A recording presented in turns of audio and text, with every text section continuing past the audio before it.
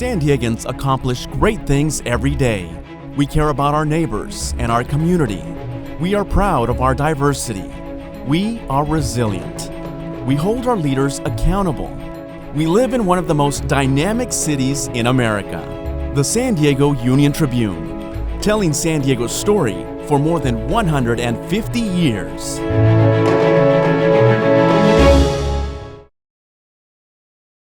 Hello, I'm Dr. Gail F. Baker, Vice President and Provost at the University of San Diego. And I'm Dr. Noelle Norton, Dean of the College of Arts and Sciences here at USD. For the second year in a row, USD, along with its College of Arts and Sciences and Humanities Center, is proud to return as the presenting sponsor for the 2021 San Diego Union-Tribune Festival of Books.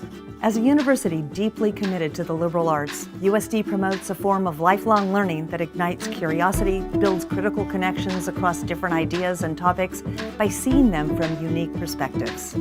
Our partnership with the Festival of Books enables all of us avid readers to come together as a community alongside renowned authors from all over the world and to dive deeply into imaginative stories and important themes. Yes, books do have the ability to open minds and hearts. On behalf of the University of San Diego, we thank you for joining us for today's program to explore the world of books with us. Enjoy the presentation.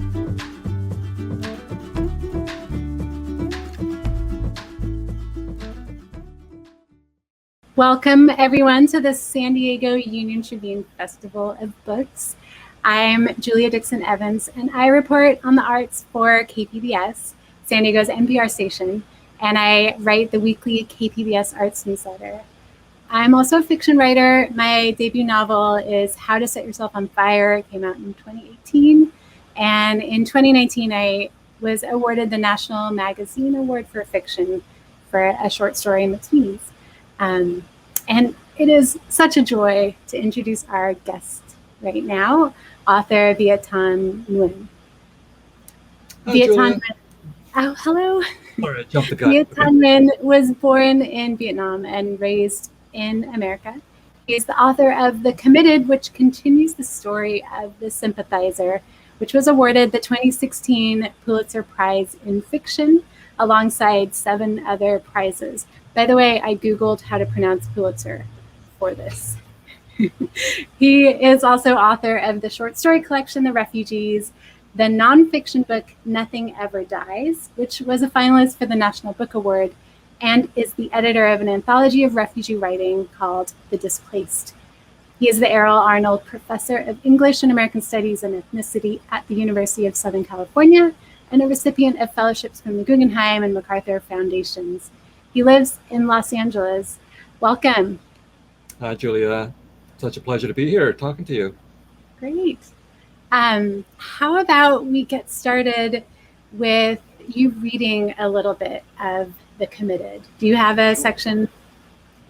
I do, but in order to maybe just give the readers a little bit of context, let me just say that, as you mentioned, The Committed is a sequel to The Sympathizer, but you don't actually have to have read The Sympathizer to read The Committed. Now, I don't know why you haven't read The Sympathizer, but if you haven't, it's okay.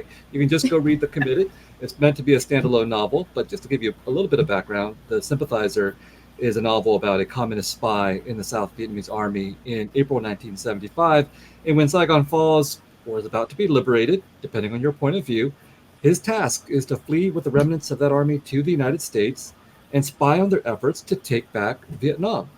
And long story short, they do go back to Vietnam. He ends up in a re-education camp and he escapes at the end of The Sympathizer. So The Committed starts off exactly at that point on a refugee boat fleeing from Vietnam, and that's where we're going to be. All right. We, the unwanted, wanted so much. We wanted food, water, and parasols, although umbrellas would be fine. We wanted clean clothes, baths, and toilets, even of the squatting kind, since squatting on land was safer and less embarrassing than clinging to the bulwark of a rolling boat with one's posterior hanging over the edge.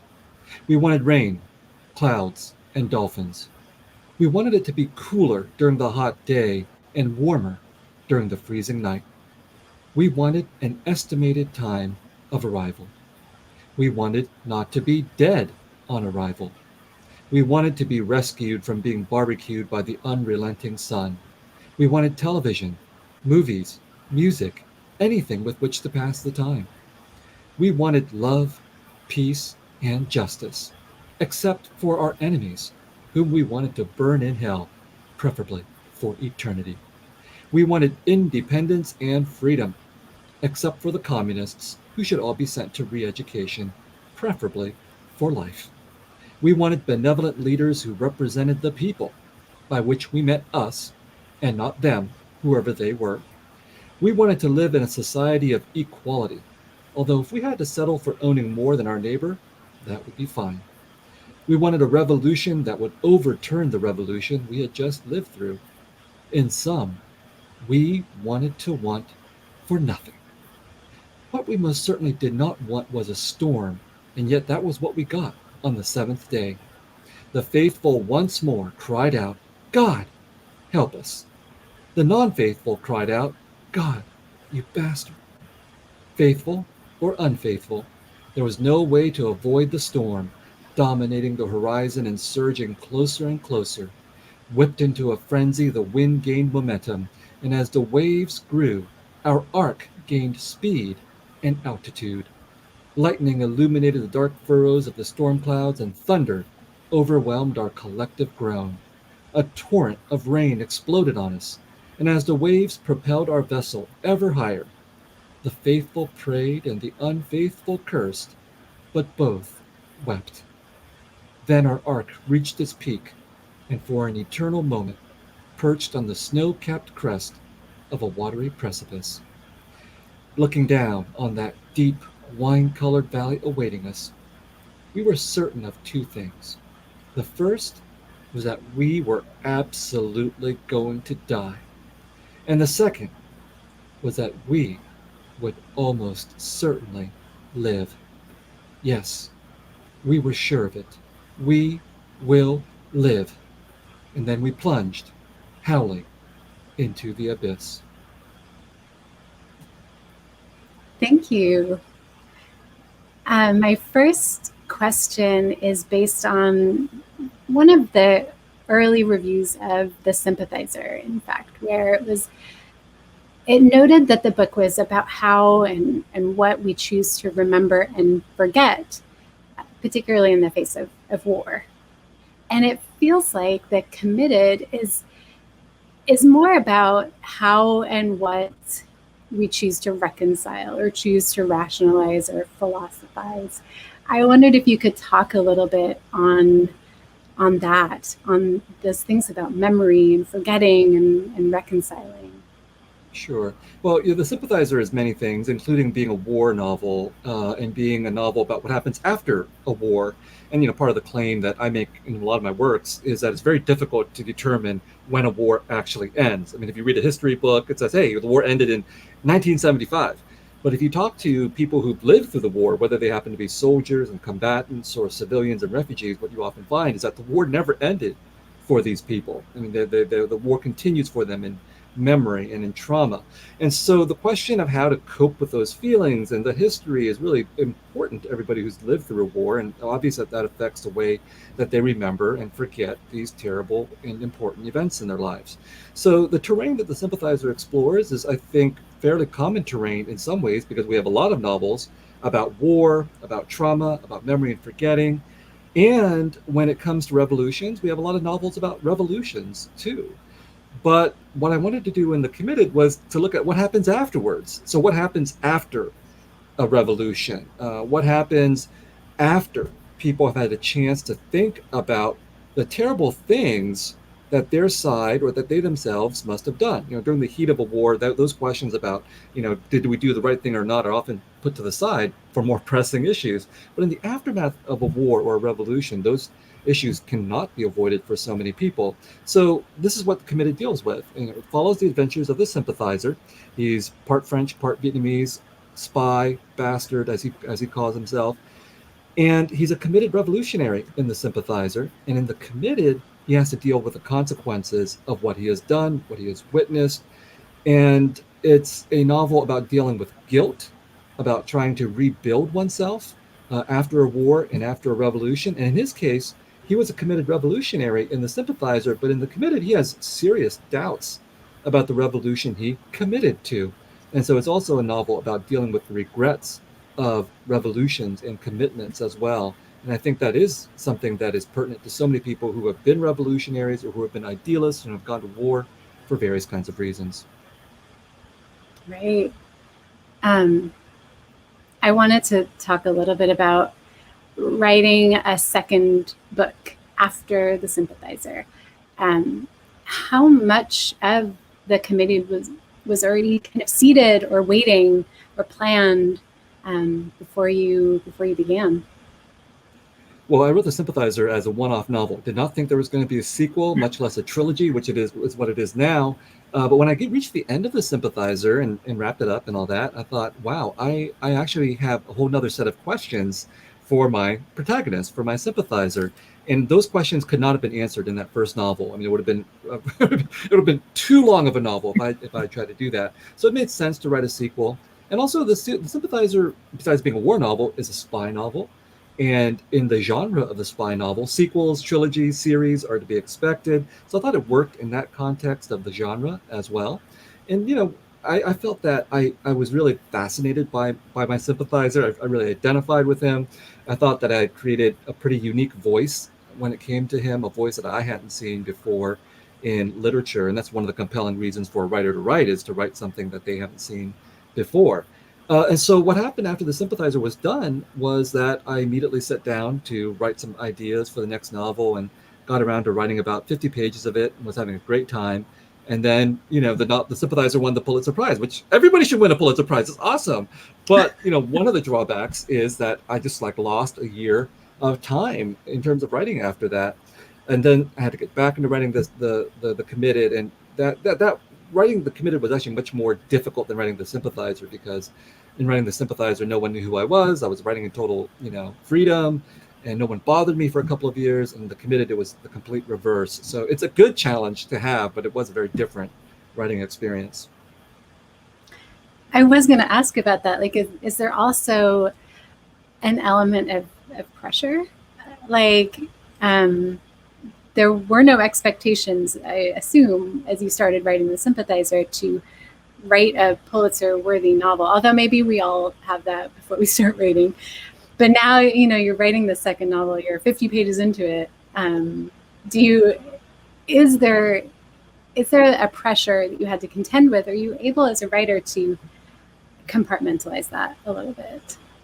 I think for the first 20 years of my writing life, trying to be a writer, starting around college, there was a lot of pressure, you know, even as an aspiring writer. I don't know if I speak for a lot of writers, but just speaking for me, I felt, wow, is anybody going to publish my short stories? Does anyone care? What are the editors, agents, publishers, etc.? What is my writing group going to think? So there was a lot of pressure, and, you know, a lot of insecurity, and that seems to be part and parcel of the writer's life. And after about 20 years, and I was writing this short story collection called The Refugees, which was published, but it came out after The Sympathizer. You know, I finished that collection, and I thought, no one cares about this book. I mean, I had published some short stories, but, you know, it was whatever. I wasn't burning down the world or anything. And I thought, gosh, I've spent 20 years of my life trying to be a short story writer, trying to perfect this art. No one cares. And when my agent told me to write a novel, I said, okay, I'm going to do it, but I'm going to do it my way. I'm not going to do it thinking about what the editors or agents or publishers or readers or whoever will think about this book. And it was enormously liberating to make that decision, because it took all the pressure off of me. I felt like I'd spent 20 years crumbling under pressure, and then to decide that I just was not going to deal with it was really liberating. So The Sympathizer was an unexpected success, as I think most people will acknowledge, including me. And when it became so successful with the Pulitzer Prize and I was writing the sequel, I thought, yes, initially there was a little bit of concern that the expectations would be very heightened, but I just felt that I had to get back to my original mindset with The Sympathizer, which is, I don't care. And I already won one Pulitzer. I don't need to win anymore. You know, like I have that forever. So I should be liberated. If I'm not liberated, that would be really weird. And so in writing The Committed, actually, and after its publication, to me, it feels like there's very little pressure, because I've decided, number one, I'm not reading my reviews, take it or leave it. Here's the novel, because the only thing that really mattered to me was just writing the novel and not really, again, caring what other people thought. Now, if they like it, that's great. If they don't like it, that's not so great, but I don't care. So it's a good mindset, I think, for a writer to be in, to be free from these kinds of pressures and expectations. Yeah, that's great. I'm jealous. I wanted to talk about this narrator who seems to have really driven your process, and why you wanted to return to the story as well. And also this voice, the humor, the type of humor in The Committed. I laughed on nearly every page I read. It's the story full of tragedy and horror, but somehow there's just enough absurdity to the way our narrator dispenses everything he's experiencing. I would love to hear a little bit about your approach to this style. What does it mean to take on that kind of voice? Well, I think before The Sympathizer, no one in the world would have said Viet's a funny guy, including all my friends, as they have told me. But in creating the character of The Sympathizer, I think what happened is that I liberated some part of myself. Like deep within me, there was this way of looking at the world that was absurd and satirical, but I'd done a very good job of repressing myself for many decades, growing up in a very conservative Vietnamese Catholic community, and then becoming a professor, which is like, to be a professor is like, you got to be repressed most of the time in order to be able to survive in this profession, And so part of the decision about rejecting pressure was also about rejecting the pressures of my family, my community, and the academic world, and creating a character who would be both very intelligent, very committed, but also very divided and very torn, including in the way that he looks at his own commitment. So he's a very sincere communist, but he's also capable of seeing the hypocrisies and the absurdities of every world that he finds himself in, whether it's communism or American democracy and capitalism and so on. And I think that is genuinely how I see the world too. Like, I have a hard time fitting in with a lot of cliques or groups or whatever, because I'm always seeing the absurdities and hypocrisies of every group that I find myself in, whether it's the United States or Vietnam or capitalism or communism. That's very bad for feeling like you belong, but it's very good for being a writer and for being a critic. And so that's the voice that's in The Sympathizer. And once I created him, he did take on a life of his own. And I think that's true for a lot of writers. I think we hope that we create characters who are so real that they just have to exist. And once that's been created, it's hard to let go of these people. And so there was just simply a need. There had to be a justification for another novel. Thankfully, there was. And I think partly why there was that need is because his view in The Sympathizer, the absurdities and the hypocrisies that he contends with, have not been exhausted. He deals primarily with Vietnamese communism and American democracy. And what The Committed addresses is the French. Like, he's part French and part Vietnamese. And I thought the French kind of got off easy in The Sympathizer, and the French really love The Sympathizer. They gave it a couple of book awards, and I think it's because they like seeing Americans being made fun of. Well, let's see how they deal with The Committed, where I make fun of the French quite a bit, and the French translation comes out in November, and I'm going to France, so we'll see what they say to me then. Also, can I ask you about what is in a name, and the decision to write or to even continue this nameless narrator is one thing. And I also think that his namelessness is so intertwined with his identity. Two minds, two faces, his existence as a spy or in exile, and even in like his relationship to his own parents or his relationship with his sexuality. It's all very this somewhat, towing this line of namelessness, universality, anonymity. I would love to hear about your decision to keep him nameless, or give him this nameless name. Sure. I mean, I don't think it's unheard of, obviously, to have nameless narrators or protagonists. And usually when someone appears without a name, what's going to be involved with the book is oftentimes a quest or an investigation of one's identity, and through one's identity, the identity and the complexities of the society in which our narrator or protagonist is immersed. And so this issue of being nameless, you find that in certain kinds of detective and spy novels, where obviously the investigation is partly about the individual protagonist, but then also, again, about the society in question. You also find the anonymous narrator in existentialist kinds of works as well. And these two novels gesture in all these directions towards the spy genre and existentialism. And then finally, the reason for the namelessness and the anonymity is slightly different and unique perhaps to my concerns in these two books, which is that these novels do deal very specifically with what happened in Vietnam during the war, during French colonialism, and afterwards, which includes the afterwards of living in the United States or in France as a Vietnamese person of the diaspora, or someone who becomes French or American but with Vietnamese origins.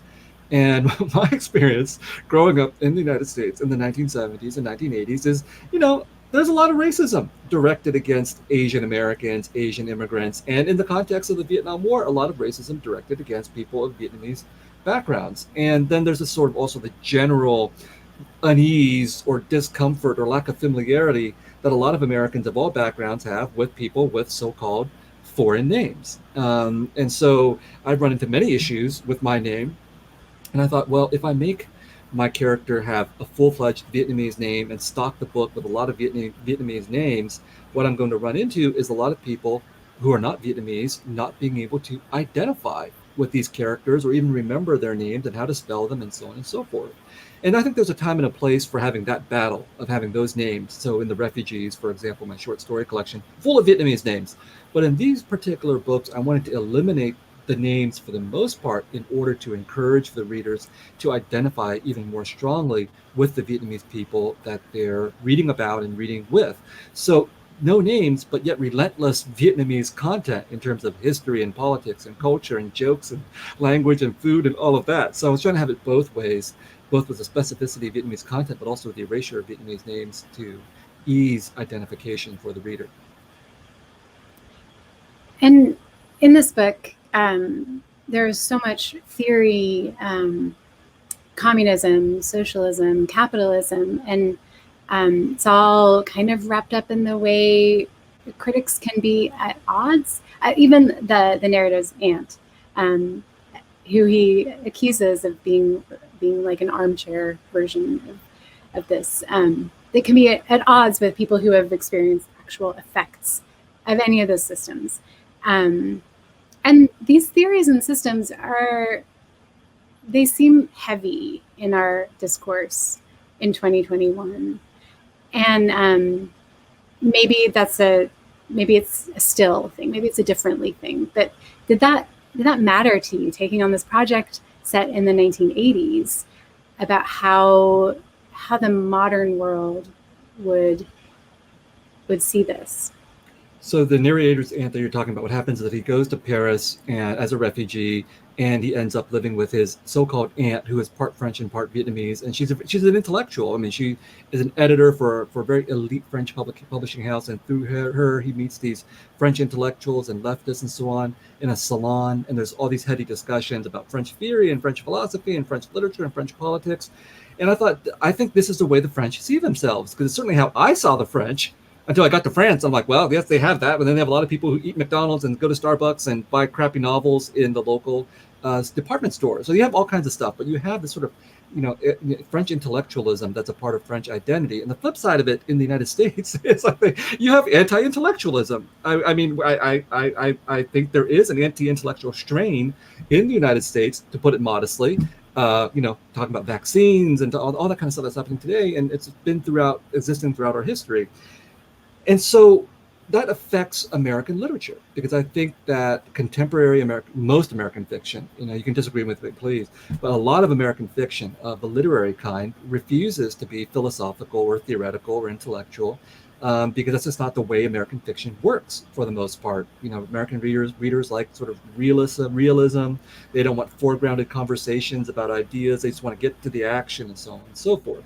So I had a few ambitions in writing the novel in this way, where the novel and the characters engage with Marxism and feminism and colonialism and decolonization and so on.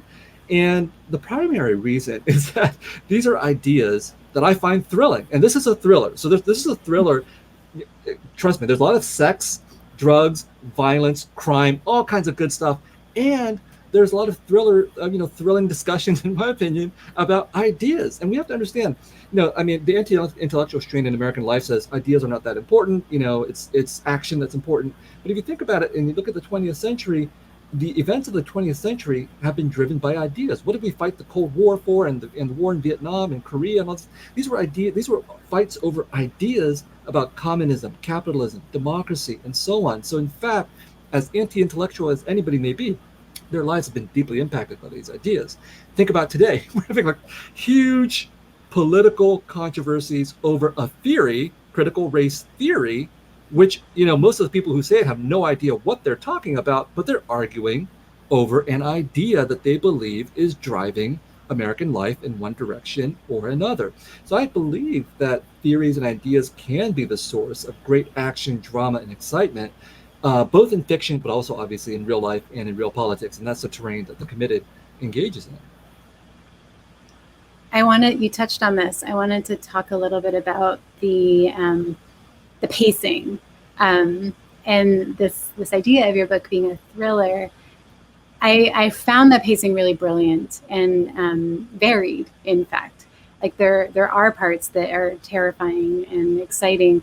And then I'm also thinking of one example. I saw pieces of this throughout the book, and it was a terrifying scene of torture, but the way it unfolds inside the narrator's head and the way he's telling us was almost just charming. Like it was such a strange pacing, and I was thinking a lot about your approach to genre and your the merging of literary and genre. So if you could talk a little bit about how you balance those things in your pacing. Let me also say there's a lot of sex in the novel and an orgy. All right, okay, just get that out of the way. You have to read far enough long to get to the orgy. But anyway, so about violence and crime and torture and all that kind of stuff. I, as a writer, as a human being, I recognize that these things are terrible, right? And I don't want them to happen to me or to anybody I know and all of that. As a writer, however, I find this to be an artistic challenge. Like, how do you write about terrible things? And how can you make it interesting for the reader? Now, you could write about terrible things in a very terrible way, make it very blunt, make it very graphic, and just gross people out and make them very uncomfortable. And I felt that part of the fun, it's kind of weird to talk about this, but part of the fun about writing about crime and torture and violence and all that is the challenge of trying to make it interesting for readers. And you've mentioned a couple of times the absurdity and the hilarity and the jokes that are in the book. And honestly, you can find those things in the worst circumstances of life. That's why we have a tradition of satirical anti-war novels. War is a terrible thing. So how can you find something funny in war? Just go read Catch-22 or Journey to the End of the Night, books which were very influential on me.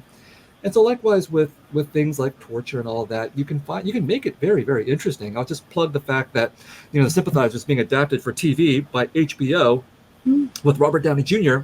and the director Park Chan-wook. Now, Park Chan-wook's film Old Boy was a huge influence on The Sympathizer. And if you've watched Old Boy, or The Handmaiden, or many other things that Park Chan-wook has done, he engages in very similar terrain to my work, which is why I think he's a perfect director. But he's able to make torture compelling to look at and not gross.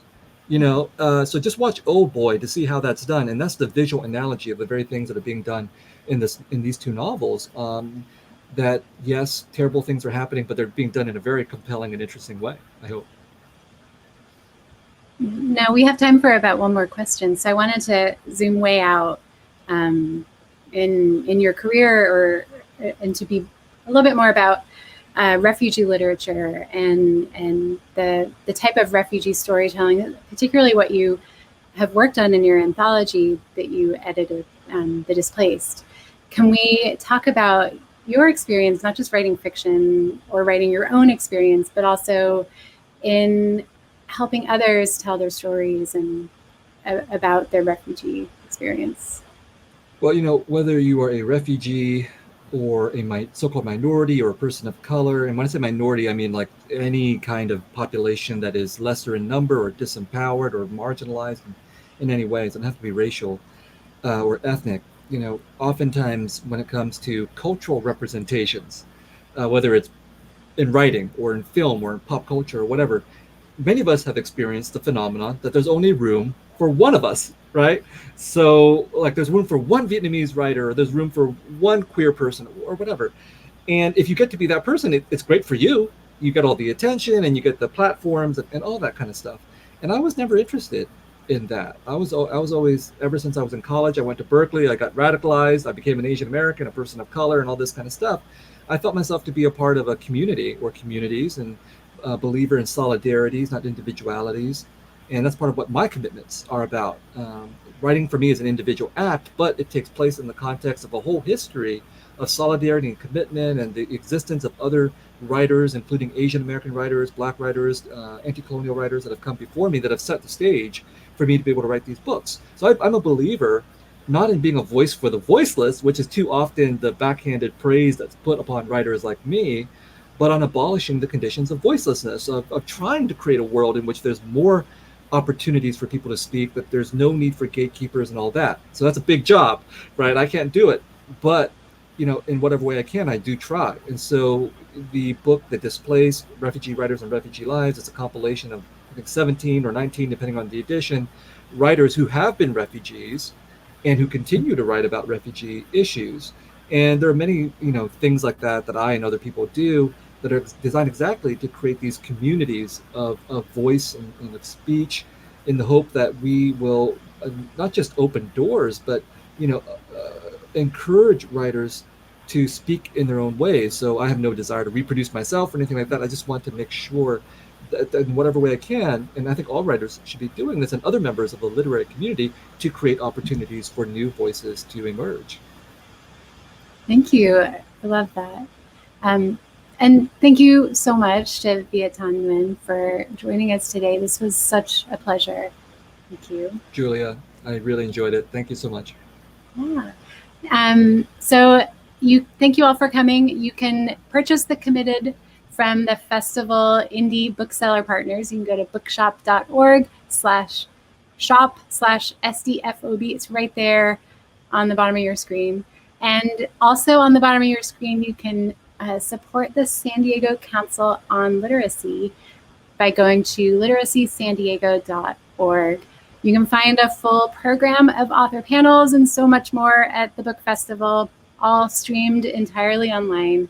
The schedule and all videos will be available at sdfestivalofbooks.com. Again, I'm Julia Dixon-Evans, and thank you all for spending some time with us. We appreciate it.